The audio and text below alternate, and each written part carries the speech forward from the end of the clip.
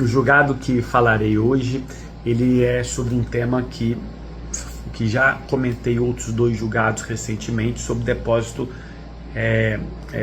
judicial em um cumprimento de sentença e qual que é o impacto disso. Comentei um julgado sobre a atualização e a continuidade da atualização, e comentei outro julgado sobre multa e honorários. E alguns pontos foram de indagação sobre como é que funcionaria no cumprimento provisório.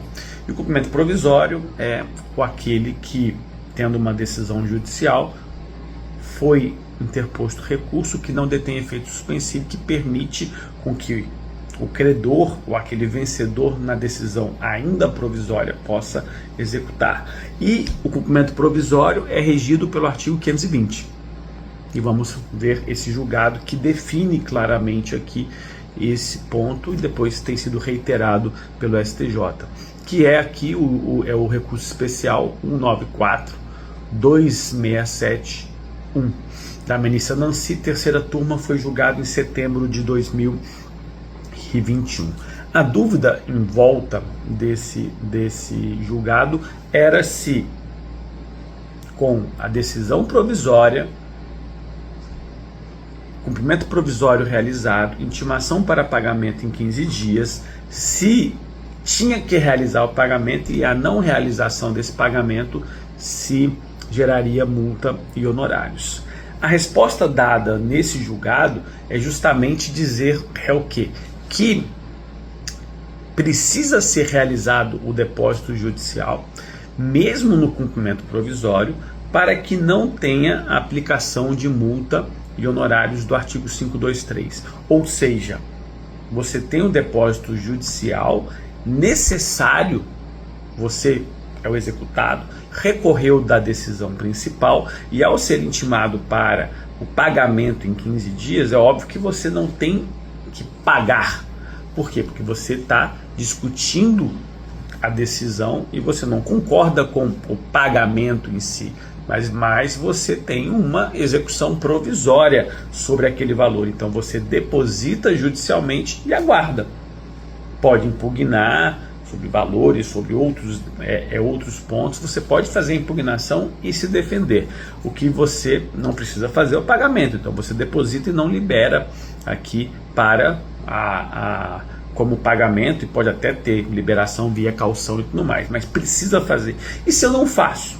E esse acórdão fala sobre, se você não faz, você está confiando no provimento do seu recurso. E ao confiar no provimento do seu recurso, eventualmente o cumprimento provisório, ele seria extinto se o seu recurso do executado for provido, evidentemente. Então você está confiando nisso. Ao você confiar nisso, vai ter a grande questão que, se você não depositar no cumprimento provisório, terá a incidência de multa e honorários. Então, sou executado, recorri e estou confiando que vou reverter a decisão, vamos supor, num recurso especial para o STJ. Estou sofrendo aqui provisoriamente a execução, fui intimado em 15 dias, não realizo o depósito. Vai gerar multa e honorários. Se eu perder o recurso no STJ, gera multa e honorários, mesmo que o cumprimento seja provisório, né? Então essa é a grande questão sobre o cumprimento ser aqui provisório. A diferenciação que a gente vai ter aqui é porque ele não tem como fazer o pagamento.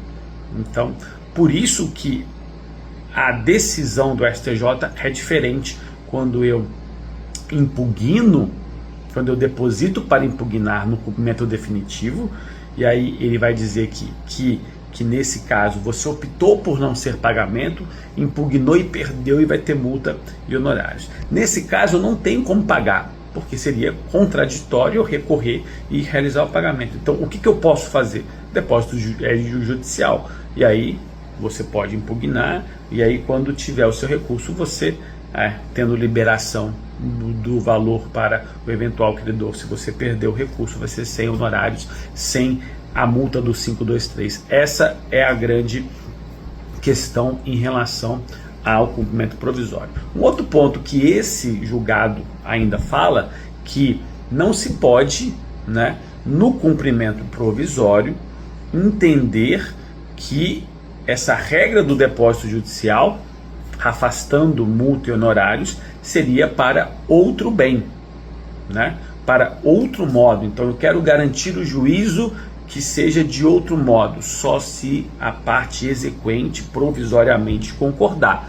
Se não, pode até fazer, pode até dar um bem, nomear um bem a penhora, só que ele não vai retirar a multa e honorários. Por quê?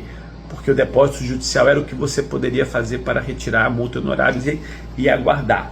Mas um bem penhorado, ou uma outra forma, como uma caução, dar aqui uma fiança, ou um bem, no caso aqui, não vai retirar a multa e honorários. E isso daqui foi bem claro nessa decisão da terceira turma sobre esse ponto. Então é muito importante que se entenda sobre essa questão, justamente aqui sobre a possibilidade de multa e honorários. E aí vamos imaginar sobre a correção, né?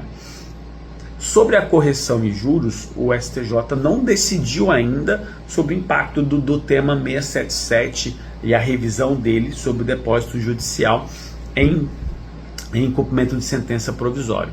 Creio eu que depende sempre da liberação. Se teve liberação via caução, creio eu que o tema 677 não deva ser aplicado, justamente porque o exequente já usufruiu. Isso vale também para qualquer discussão ali. Mas se ficou ali somente com a correção da poupança judicial, creio que vai ter a atualização e tudo mais, ao menos a correção monetária. Porém, no cumprimento provisório a gente tem o quê? Né? Ele fez o que era possível, já depositou em juízo. É prudente que tenha atualização de juros moratórios? E isso que eu acho que é uma reflexão que o STJ deve enfrentar. Eu acho que não deve ter nesse caso aqui.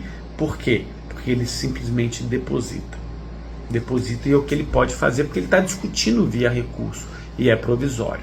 Então essa é a reflexão que eu acho que é muito importante. O STJ deve se manifestar sobre a ressalva, né, de que se ele depositou provisoriamente, não discute, está ali aguardando, que é o que ele poderia fazer, né? Então ele não pode ser prejudicado pelas limitações processuais do que ele pode fazer, que é depositar e aguardar.